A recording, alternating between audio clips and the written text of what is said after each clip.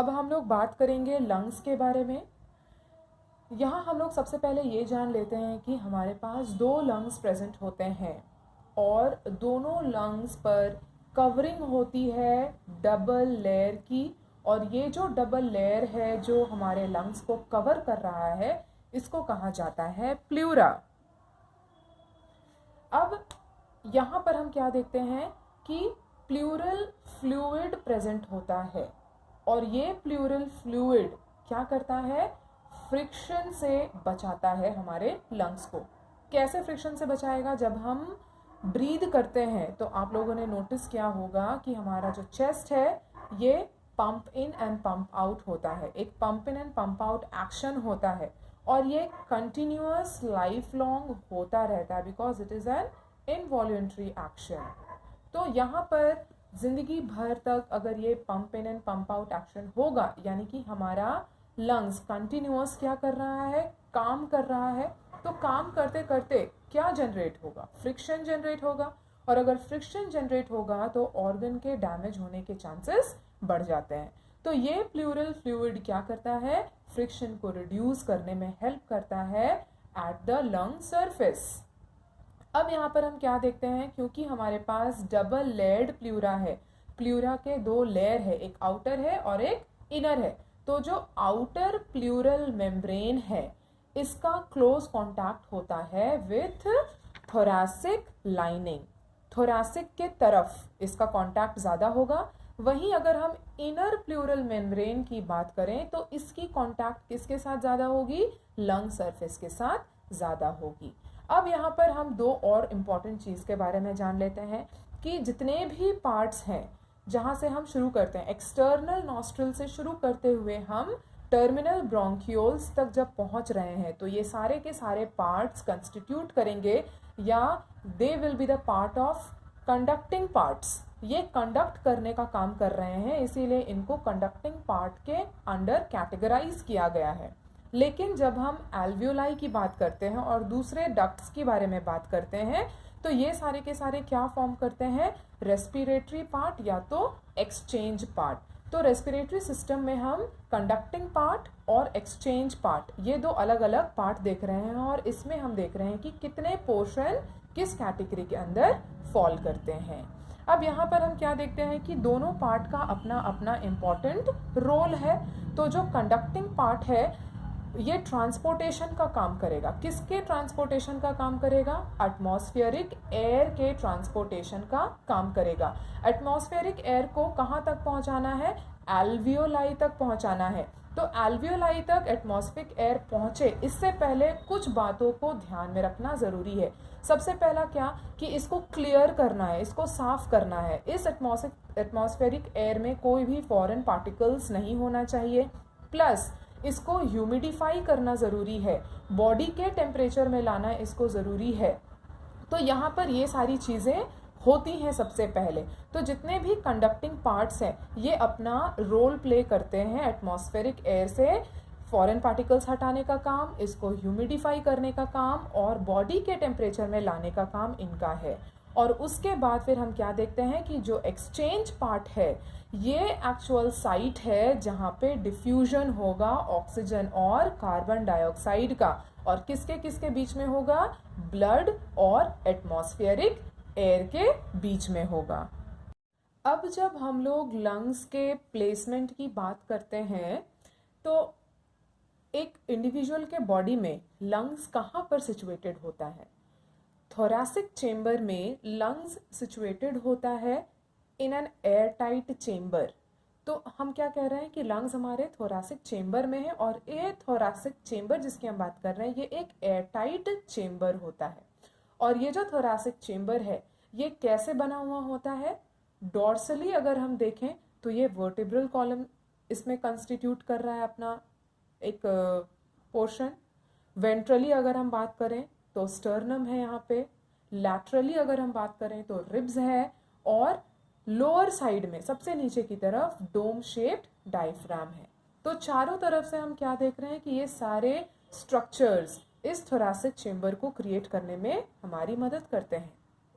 फिर हम क्या देखते हैं कि एनाटॉमिकल सेटअप की अगर हम बात करें लंग्स की तो थोरैक्स में हम लोग क्या देखते हैं कि अगर कोई भी चेंज आएगा in the volume of thoracic cavity, अगर थोरैसिक कैविटी के वॉल्यूम में कोई भी चेंज आए तो ये सीधा रिफ्लेक्ट करता है लंग एक्टिविटी पर, जिसको हम पल्मोनरी कैविटी भी कहते हैं। तो यहाँ पर हम क्या देख रहे हैं कि ये जो अरेंजमेंट हमने देखा थोरैसिक चेम्बर का, ये एसेंशियल होता है फॉर ब्रीदिंग, और ये डायरेक्टली ऑल्टर कर सकता है पल्मोनरी वॉल्यूम को। तो जो भी सेटअप हम हमारे थोरैसिक चेम्बर का देखते हैं, ये जानबूझकर इस अरेंजमेंट में बनाया गया है ताकि एक एफिशिएंट ब्रीदिंग इंडिविजुअल में हो सके। अब हम लोग जान लेते हैं कि रेस्पिरेशन में इन्वॉल्व होने वाले स्टेप्स क्या क्या हैं। तो सबसे पहला स्टेप हम लोग क्या देखेंगे, ब्रीदिंग का स्टेप, या जिसको हम कह रहे हैं पल्मोनरी वेंटिलेशन। पल्मोनरी वेंटिलेशन के मदद से जो एटमॉस्फेरिक एयर है वो क्या होता है, ड्रॉ इन किया जाता है लंग्स में, और जो कार्बन डाइऑक्साइड जनरेट हुआ है वो क्या होगा, बॉडी से बाहर रिलीज आउट हो जाएगा। सेकेंड स्टेप क्या है, डिफ्यूजन ऑफ गैसेस। यहाँ पे ऑक्सीजन और कार्बन डाइऑक्साइड का डिफ्यूजन हो रहा है अक्रॉस एल्वियोलर मेम्ब्रेन। जो हमने ऑक्सीजन को टेक इन किया वो एल्वियोलर मेम्ब्रेन से होते हुए ब्लड में जाएगा, और ब्लड जो कार्बन डाइऑक्साइड कैरी करके लंग्स में ला रहा है ये एल्वियोलर मेम्ब्रेन से होते हुए लंग्स में आएगा और ये ब्रीद आउट हो जाएगा। तो यहीं पर हम क्या देख रहे हैं, तीसरा step, that is transport of gases by the blood.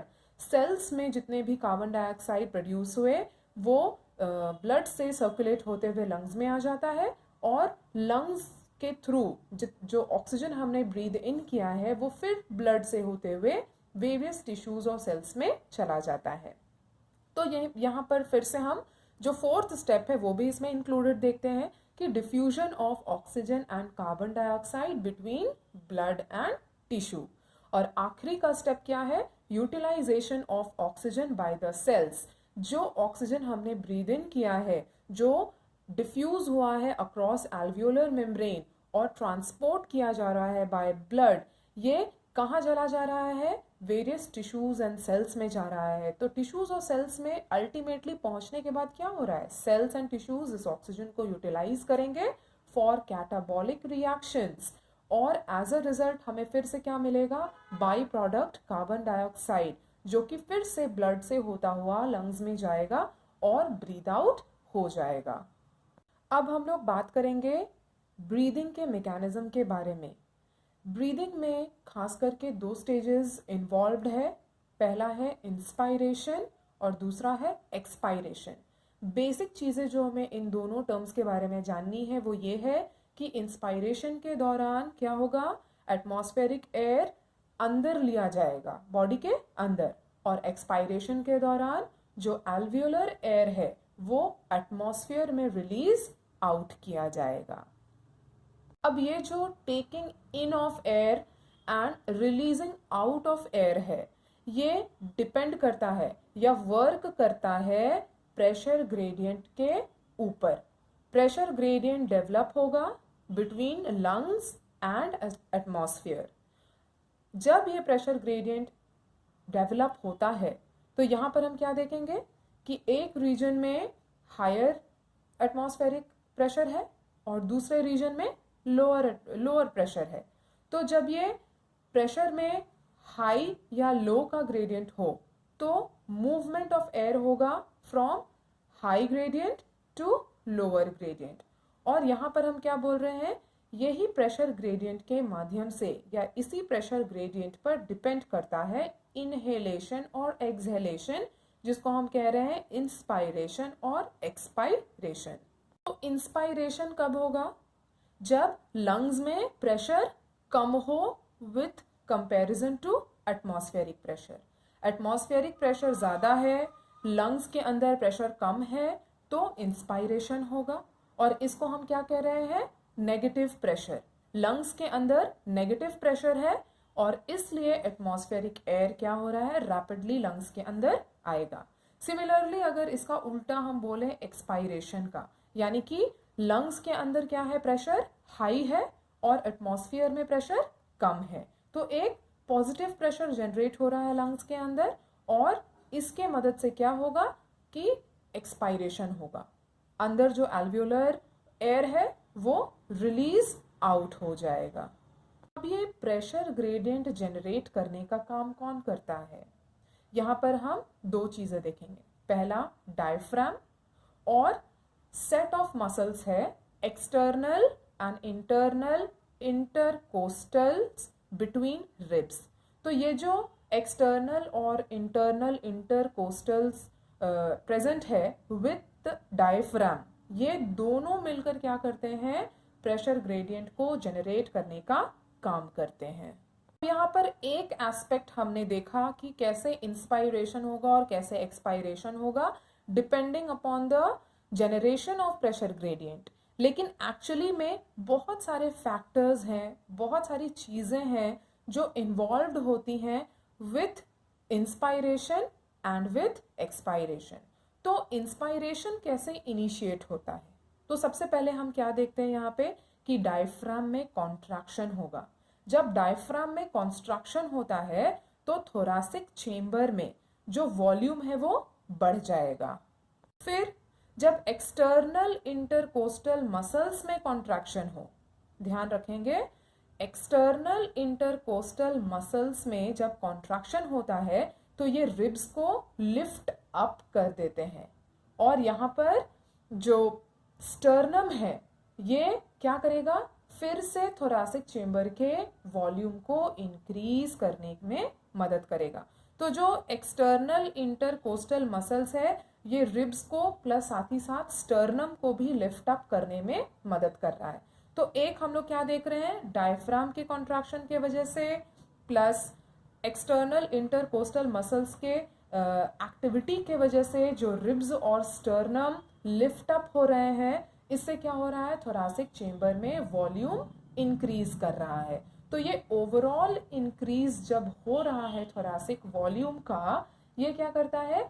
Pulmonary volume को इंक्रीज कर देता है। और जैसे ही पल्मोनरी वॉल्यूम इंक्रीज करेगा, यहाँ पे हम क्या देखते हैं? इंट्रा पल्मोनरी प्रेशर डिक्रीज कर जाता है। और किसके कंपैरिजन में इंट्रा पल्मोनरी प्रेशर डिक्रीज करेगा? एटमॉस्फेरिक प्रेशर के कंपैरिजन में। जैसे ही यहाँ पर एक प्रेशर ग्रेडियंट बना, हमने क्या देखा? इंट्रा पल्मोनरी प्रेशर लो हो रहा है with compare to atmospheric pressure, यानी कि यहाँ पर एक प्रेशर ग्रेडियंट का डेवलपमेंट हुआ है। अब लंग्स में क्या है? प्रेशर लो, एटमॉस्फेयर में क्या है? Pressure high. तो अब क्या होगा? जो एटमॉस्फेरिक एयर है वो फोर्स हो जाएगा अंदर आने के लिए, तो ये आउटसाइड से इनसाइड द लंग मूव करेगा और ये एंटायर प्रोसेस को हम क्या कह रहे हैं? इंस्पायरेशन। अब इसी का ठीक उल्टा जब हम लोग देखेंगे, यानी कि डायफ्राम का रिलैक्स करना, इंटरकोस्टल मसल्स का और डायफ्राम का और स्टर्नम का वापस से अपने नॉर्मल पोजीशन में आ जाना। अब ये सारे के सारे जब अपने सारे नॉर्मल पोजीशन में आ जाएंगे तो जो थोरासिक वॉल्यूम है वो क्या हो जाएगा? जो एक टाइम पे बढ़ा हुआ था वो अब डिक्रीज कर जाएगा। और जैसे ही थोरासिक वॉल्यूम डिक्रीज करेगा, जो पल्मोनरी वॉल्यूम है वो भी क्या हो जाएगा? वो भी डिक्रीज कर जाएगा। और जैसे ही पल्मोनरी वॉल्यूम डिक्रीज करेगा, जो इंट्रा पल्मोनरी प्रेशर है वो क्या हो जाएगा? बढ़ जाएगा। जैसे ही लंग्स के अंदर प्रेशर जनरेट होगा तो हम लोग क्या देखेंगे कि ये फोर्स करेगा कि लंग्स में जो एयर है वो पुश आउट किया जाए। तो यहाँ पर हम क्या देख रहे हैं कि लंग्स के अंदर प्रेशर हाई है as compared to atmospheric pressure, और अब क्या होगा? एयर का एक्सपल्शन होगा, यानी कि लंग्स में जो एयर अभी भर गया है, प्रेशर जनरेट हो गया है, ये अब फोर्स करेगा इस एयर को नॉस्ट्रिल से होते हुए एक्सटर्नल एनवायरनमेंट में रश आउट करने के लिए। तो यहाँ पर दो बार हमने क्या देखा? प्रेशर ग्रेडियंट को डेवलप होते हुए, एक इंस्पायरेशन के लिए और एक एक्सपायरेशन के लिए। तो आई होप एक्सपायरेशन और इंस्पायरेशन दोनों क्लियर होगा। यहाँ पर आगे चल के हमें एक और बात को याद रखना है, ध्यान रखना है कि हम में एबिलिटी होती है to increase the strength of inspiration and expiration. हम क्या कर सकते हैं, इंस्पायरेशन को बढ़ा सकते हैं, एक्सपायरेशन को बढ़ा सकते हैं with the help of muscles जो कि हमारे एब्डोमेन में प्रेजेंट होता है। अगर हम एक एवरेज लेकर चलें तो एक जो हेल्दी ह्यूमन होता है, एक हेल्दी इंसान होता है, वो 1 मिनट में 12 से 16 बार ब्रीद कर सकता है। और ब्रीदिंग के समय में जितना वॉल्यूम ऑफ एयर इन्वॉल्व हुआ है इसको हम मेजर कर सकते हैं with the help of spirometer. तो स्पाइरोमीटर मदद करेगा हमें ये बताने के लिए कि ब्रीदिंग मूवमेंट में कितना वॉल्यूम ऑफ एयर इन्वॉल्व हुआ है, और ये हेल्प करता है क्लिनिकल असेसमेंट में पल्मोनरी फंक्शंस को जानने के लिए कि सही चल रहा है या नहीं चल रहा है। अब आगे हम लोग बात करेंगे रेस्पिरेटरी वॉल्यूम्स एंड कैपेसिटीज के बारे में। इसमें बहुत सारे टर्म्स हम लोग अभी जानेंगे। सबसे पहला हम लोग देखते हैं टाइडल वॉल्यूम, जिसको एब्रीविएट किया जाता है capital T and capital V से। तो टाइडल वॉल्यूम क्या है, ये हमें उस वॉल्यूम ऑफ एयर के बारे में बताता है जो हम इंस्पायर करते हैं या एक्सपायर करते हैं ड्यूरिंग अ नॉर्मल रेस्पिरेशन, और ये अप्रॉक्सीमेटली 500 ml तक होता है। दैट इज, अगर एक हेल्दी इंडिविजुअल की हम बात करें तो ये इंस्पायर कर सकता है या एक्सपायर कर सकता है approximately 6000 to 8000 ml of air पर मिनट। तो ये हमें बताएगा टाइडल वॉल्यूम के बारे में। दूसरा हम बात करेंगे इंस्पायरेटरी रिजर्व वॉल्यूम IRV। अब ये इंस्पायरेटरी रिजर्व वॉल्यूम क्या है, इसको हम कह सकते हैं कि एडिशनल वॉल्यूम ऑफ एयर जो कि एक इंसान इंस्पायर कर सकता है, टेकन कर सकता है बाय फोर्स, यानी कि इसको हम क्या बोल रहे हैं, फोर्सेबल इंस्पायरेशन। ताकत लगाकर अगर कोई इंसान अगर एडिशनल एयर को इंस्पायर करे तो इसको हम इंस्पायरेटरी रिजर्व वॉल्यूम कहते हैं। और एक एवरेज अगर हम कहें तो 2500 to 3000 ml तक ये हो सकता है, पॉसिबिलिटी है। नेक्स्ट हम बात करते हैं एक्सपायरेटरी रिजर्व वॉल्यूम की, ERV। जैसे हमने इंस्पायरेटरी रिजर्व वॉल्यूम में देखा फोर्सिबल इंस्पायरेशन के बारे में, एक्सपायरेटरी रिजर्व वॉल्यूम ठीक उसका उल्टा है, फोर्सिबल एक्सपायरेशन। मतलब बाय फोर्स एक पर्सन, एक इंडिविजुअल कितना एडिशनल वॉल्यूम ऑफ एयर को क्या कर सकता है, एक्सपायर कर सकता है। इसमें भी हम एवरेज अगर देखें तो ये 1000 ml to 1100 ml तक पॉसिबल है। नेक्स्ट हम लोग देखते हैं रेसिड्यूअल वॉल्यूम RV के बारे में। तो ये रेसिड्यूअल टर्म से ही हमें समझ में आ रहा है कि बचा हुआ, रेसिड्यू मतलब जो बाकी रह गया है। तो रेसिड्यूअल वॉल्यूम क्या है, वो वॉल्यूम ऑफ एयर जो कि लंग्स में रिमेन करता है फोर्सेबल एक्सपायरेशन होने के बाद भी। तो फोर्सबली अगर हम एक्सपायर कर रहे हैं एयर को, लेकिन तब भी एक अमाउंट ऑफ, एक वॉल्यूम ऑफ एयर हमारे लंग्स में रह जाता है, इसी रेसिड्यूअल एयर को हम क्या कह रहे हैं, रेसिड्यूअल वॉल्यूम कह रहे हैं। इसमें भी एक एवरेज हम लेके चलते हैं 1100 ml to 1200 ml। नेक्स्ट हम बात करते हैं इंस्पायरेटरी कैपेसिटी IC के बारे में। तो इंस्पायरेटरी कैपेसिटी क्या है, टोटल वॉल्यूम ऑफ एयर जो कि एक पर्सन इंस्पायर कर सकता है आफ्टर नॉर्मल एक्सपायरेशन। यहाँ पे हम फोर्सेबल एक्सपायरेशन की बात नहीं कर रहे हैं, नॉर्मल एक्सपायरेशन ऑफ एयर हुआ, उसके बाद सेकंड क्या होगा, फिर से हम एयर को इंस्पायर करेंगे। तो जो टोटल वॉल्यूम ऑफ एयर हम इंस्पायर कर रहे हैं एक नॉर्मल एक्सपायरेशन के बाद, इसे ही हम कहते हैं इंस्पायरेटरी कैपेसिटी।